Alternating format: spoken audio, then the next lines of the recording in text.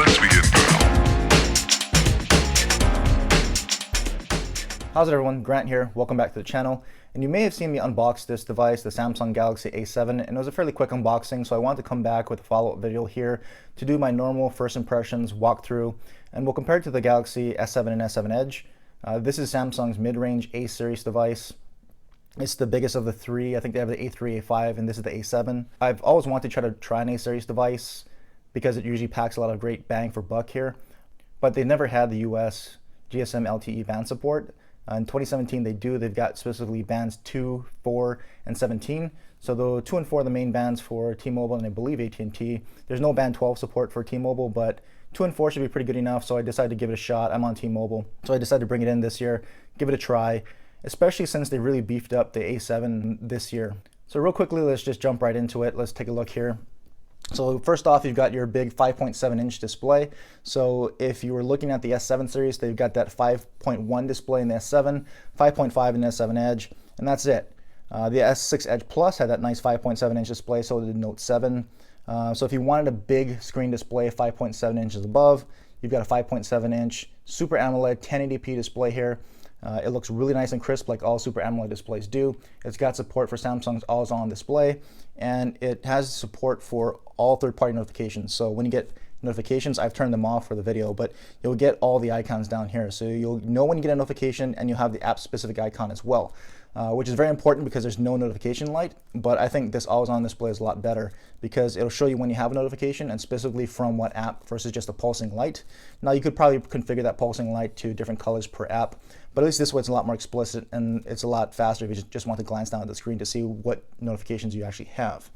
Up top, you've got your earphone as well as a 16 megapixel camera. It's got an aperture of f/1.9, so that's pretty good. It should perform pretty well in low light. I've taken some photos, I'll show them to you. It's okay in low light, it's nothing special. It's definitely not going to compete with the S series, but it's not really intended to. But it's a very more than capable shooter there. On the bottom, you can see you've got your capacitive keys for your recents as well as your back, and they do light up.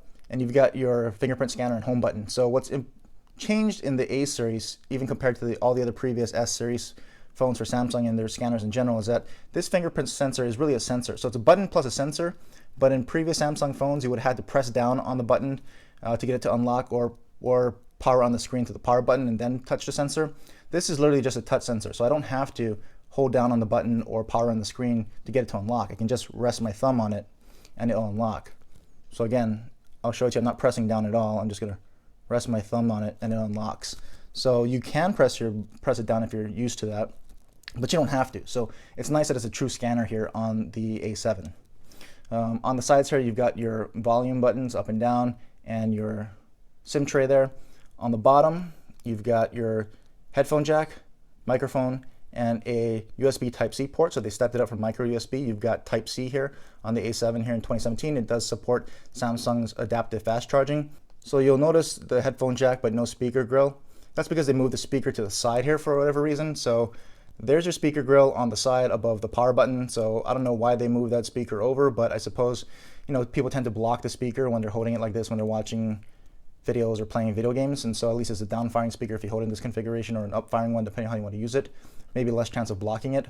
The speaker's just okay. It's nothing special, especially since this actually supports IP68 water resistance. So just like the S series, you've got IP68 water resistance, so it kind of muddies up the speaker a little bit, but you know, it's more than capable. It's not too bad. And then up top, you've got your micro SD cards slot as well as your microphone, and you've got some faint antenna lines there. The sides are all aluminum and they feel very, very solid, just like the S series does. On the back, you've got that curved glass back here, so you can see here slight curves on the edges. Glass back, definitely collects fingerprints, as you can see there. You've got a camera just like the front, so it's a 16 megapixel camera, f/1.9. There's no OIS or any kind of stabilization in it. You've got a single flash there, and you notice the camera bump. There is no camera bump. There is no protrusion. It's flush to the body, so the camera doesn't stick out at all. So if you didn't like the camera bump, it's gone here on the A series. It's just flush to the body, and in doing so, they probably made it a little bit thicker, but they managed to pack in a 3600 milliamp hour battery into this thing. So that's the same size battery that's in the Galaxy S7 Edge. So if you like the battery life that you're getting on the S7 Edge, you should be getting some monster battery life on the A7, just because it's got that 1080p display instead of that 2K display. It's got a little bit of a mid-range processor, so it's a little bit more throttled down. Should be a little bit more efficient, so you should be getting even more battery life out of the A7. So that's just a quick look around the device. Let's go into it here, and we'll turn on the brightness a little bit, just so you can see a little bit better. Let's go into some of the settings and take a look at the software. Software info, it is running Android 6.0.1 on the December security patch, so it's not the most up-to-date security patch, but it's not too bad. But it is running Marshmallow, but you notice it, like I said before, it's running Android, Samsung's Grace UI. So this is the same UI that's the S7 and S7 Edge got upgraded to when they got the Nougat update. So they moved from that TouchWiz to a little bit more refined UI that they're calling Grace UI. It's the same UI that you see on the Note 7 as well. So you can see here, even the settings menu, a lot more flat, a lot less busy than TouchWiz. And actually, I've got TouchWiz running here on my Galaxy S7. This is the international model. It's got the Exynos processor, and you can see here just the difference. If I can bring it up, and even just the notification shade. So there you go. So that's more of the TouchWiz experience. There you go with the Grace UI. And if you go into settings here, you notice a difference there. Normal TouchWiz look on the left. There's what it looks like now with the Grace UI. So even though you're running Marshmallow, you do have Samsung's latest skin on top of it, which actually brings in a lot of the Marshmallow type features. So the Nougat type features. So even though you don't have Nougat on the A7 series, you do have the Grace UI, which helps to fill in some of the gaps on the Nougat features. So here you're going to have things like split screen. So if I press and hold recents, I can go to YouTube and Twitter. And so this is Samsung's implementation of split screen. So you can obviously resize these things here, resize the windows. They have additional features as well, so you can swap the windows top and bottom. And they have features like you can minimize the window, so now it becomes this floating icon that you can reactivate anytime. You can resize that app, and you can go full screen or to close it if you want to. So Samsung's got some nice features there. They've got your multi-window, even in your bundle notifications. So if you have multiple notifications on the same application, they're all bundled into one line versus separate and cluttering up your notification shade. So it even has bundled notifications, like we just showed you, it has split screen. So it's got a lot of the Nougat type features here in Marshmallow with their latest UI update. So even though it's running Marshmallow, I don't really think you're going to really miss Nougat too much. So if we go back into quick toggles here, you'll have a few new settings with the Grace UI, the always-on display that I showed you earlier. You've got the blue light filter that you can activate here. So that's just your typical blue light to alleviate eye strain at night. If you like that kind of thing, it's there. You've got access to ultra power saving modes, NFC, a whole bunch of other things there. But if you go back into settings, you've got display settings. You can activate blue light settings from there, but also you can change your font.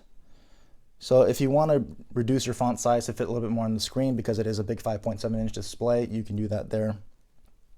And they also have this icon frames. So if you don't like the typical Samsung icons with that border around it, you can just say icons only. It'll remove that. Apply. If you go back to the home screen, you can see that border that Samsung adds around those icons are gone. So if you want more traditional icons, they have that feature there. They've also got wallpapers and themes. So if you want to theme your device, they have some options for you here.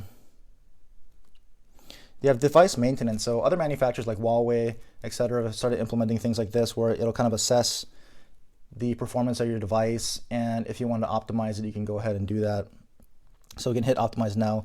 It'll do some basic things here to free up some memory, etc., to help optimize the performance of your device, which is kind of nice. I suggest you kind of do this every once in a while, just to help, especially if you see it maybe chugging along, which I haven't yet because it's brand new, but it's a nice feature to have. This is where they have their battery. And like I said, you should be getting some very good battery out of this. So battery usage, I've been using it a lot more today, pretty heavily, just to get more familiar with the device. And so you can see here, screen on time is at almost 5.5 hours. I've got less than 20% left. The other day I got 6 hours with about just over 20% left. So I expect maybe around 6, 7, maybe a little bit more screen on time for me, which is pretty good. I usually get maybe 2 or 3 hours less than most people. So this definitely looks like it's going to be getting some really good battery life here. because good for me on most devices is maybe like 4 hours. So getting 6-7+ hours out of a device and screen on time is pretty good for me. And we can jump into the camera app here. So the camera app, you'll see, has been updated a little bit too. It's very gesture based. So if I flip, it'll bring me to the front facing camera. Flip again, it'll change to the rear camera. Swipe in from the right, I got my filters. Swipe in from the left, I got my different camera modes there. You even got a manual mode, pro mode. So you can control certain things like ISO, white balance, etc. And you got some other typical modes like hyperlapse, HDR mode, night mode, panorama, food, animated GIF, so you can make some animated GIFs there. We'll go back to auto. Shutter speed's pretty good, so bring in our S7s here. Try to center it up. Bring it in and snap. So shutter speed's pretty good. And there's the photo itself.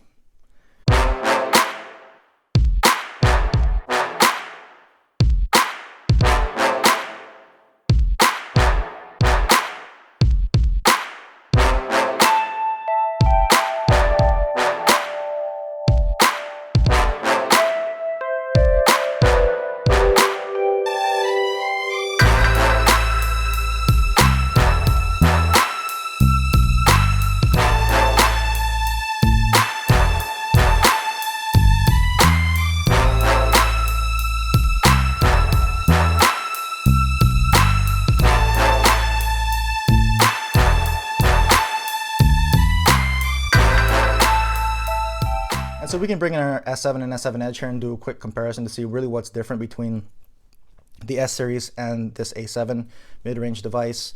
So really in the S7 and S7 Edge, you're going to get pretty much better specs across the board. The S7 and S7 Edge are going to come with, if you're in the US, a Snapdragon 820. If you are abroad and anywhere else in the world, you're going to get the Exynos processor, the Exynos 8890 in them. The A7 here comes with an Exynos 7880 octa-core processor. So to put that in perspective, the 820, which is what I have here in the S7 Edge, it's a quad-core processor with its main cores clocked at 2.15 gigahertz. The international version here that's running the Exynos 8890 is also a octa-core processor, not quad-core. Its main 4 cores are clocked at 2.3 gigahertz. The A7 is running an Exynos 7880, which is their mid-range processor, but it is also an octa-core processor and is clocked at 1.9. So not too bad really. And in real-world performance, you're not going to notice a whole lot of difference. And I'll show you some of that. So just opening and closing and moving around the UI, using social media apps, email, web browsing, all that kind of stuff, you're not going to notice much of a difference. And in fact, because it's an Exynos processor and the A7, Samsung's own processor, any Samsung phone that I've used with an Exynos processor in it has been really smooth, buttery smooth. And that's the case here with the A7. It's nice and snappy, very smooth. The Snapdragon, for whatever reason in Samsung devices and in my S7 Edge, there's a hint of a lag. And so to me, I have a better experience on Samsung phones with Exynos processors, and I actually like the experience I'm getting out of the A7 as far as performance is concerned. As far as memory, you get 4 gigabytes on the S7 and S7 Edge, 3 gigabytes on the A7, so you're getting 1 less gigabyte of RAM. Of course, with the displays, the S7 and S7 Edge have Quad HD 2K displays, whereas the A7 has that 1080p, but they're all Super AMOLED. I must say, after staring and using at the Super AMOLED 2K displays for a long period of time, and then I switch back to a 1080p, even if it's Super AMOLED, I do notice the sharpness difference. So the 2K displays are definitely sharper, but if you're just using the phone, the A7 on its own, you're going to be very pleased. I don't think you're going to be very disappointed in the display quality at all. The cameras on the S7 and S7 Edge use 12 megapixel rear cameras with a wider aperture at f/1.7, whereas like we said here on the A7, it's got that dual 16 megapixel cameras with an aperture of f/1.9. Now, a lot of the technology that's packed into the S7, with the optical image stabilization and the software, you're going to get a hell of a lot better low light performance. It's very noticeable, but the A7 is going to give you some good results. Especially in daylight, you're going to get great results. In low light, you're going to get more than passable results. Just don't expect to get the same results you're getting on an S7, but for what you're getting, it's still a very good pair of cameras on the A7. And as far as battery, you've got a 3000 milliamp hour battery in the S7. The S7 Edge and the A7 both have 3600 milliamp hour batteries. It's got Type-C in the A7 versus micro USB in the S7 series here. They all support Samsung Adaptive Fast Charging. So really the bottom line here with all this is that you are getting better specs across the board. The A7 is going to bring that bigger 5.7-inch display with USB Type-C instead of micro USB. But overall, if you just want a fast, smooth phone with a beautiful, gorgeous, big display, nice cameras, great battery life, expandable storage, water resistance, and you want to save about $200 to $300 at least in the US, probably more internationally between the S7 series, you're getting a lot of bang for your buck in the A7, and it's a very great phone for the price that you're paying in the US. Right now, I notice the price is about $360, $365 on eBay to import this thing off an eBay dealer. Well, I noticed the S7 and S7 Edge range from $560 to $660 on any of the carriers right now. So if you didn't jump on the US sales that they're having, like T-Mobile had either of these phones for $360. If you weren't able to get in on those flash sales, they're back up to about $560 to $660, whereas this is $360, at least here in the US.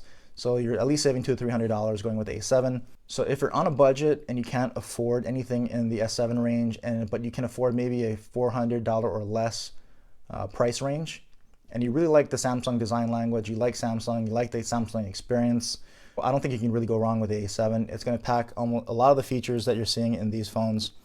Yes, it has lesser specs across the board, but and that does not translate into a significant real-world performance and experience gap.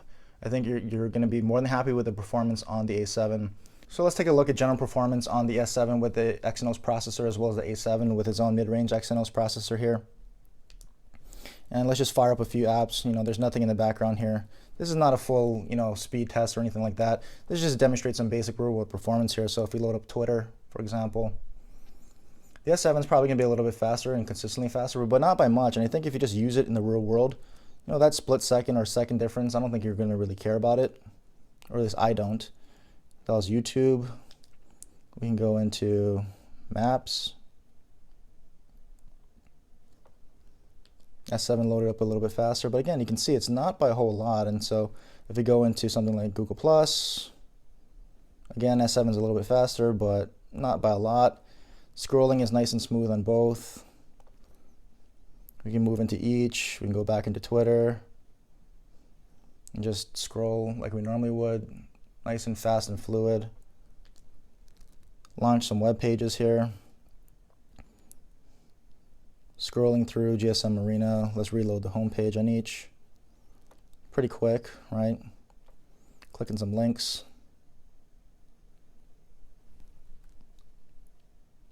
Again, scrolling is pretty smooth. Text is nice and crisp. Moving between the apps again. You can see just moving is just smooth. So general performance, it fairly keeps up. S7's of course going to be consistently faster. I mean, we can load up the camera app too here. Take some shots. So very fast shutter speed on both. So again, S7 is just a little bit more consistently faster, but I mean, that's only when you hold them side by side. If you're just using it, you're not going to really notice that as standalone devices. So A7 more than holds its own here. We can even do the same thing, clear everything out here. We can try to bring in the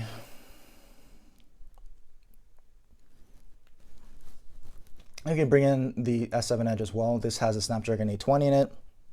Clear everything out on both. Do the same thing. Let's launch some Twitter.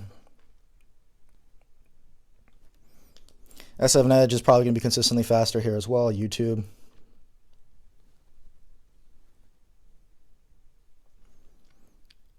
can scroll here. Again, scrolling is smooth, fairly smooth on both. Load up something like Maps again.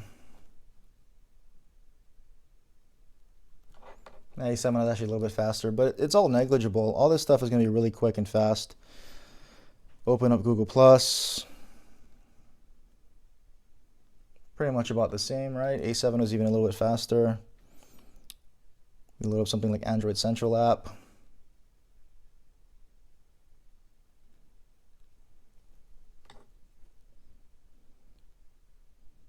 Click on a few things here. You know, I mean, it's pretty good. Load up Chrome on each. Again, we'll try to go to GSM Arena homepage.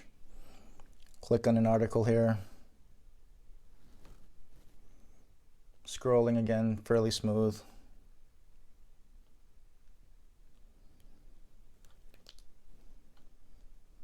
You can go back. Recents is nice and smooth. You go reload some Twitter. Reload maps. So it's all fine, right? I mean, it's just a step behind the S7. In fact, S7 Edge a little bit faster in some instances, and that's going to vary. I mean, but in all cases, it's going to be very close, especially when you're doing basic tasks like that. So A7 again, more than holds its own in basic performance. I think you'd be very pleased with that. So overall here, between the S series, S7, S7 Edge, better specs across the board, but that does not necessarily translate into a whole lot better basic real-world usage.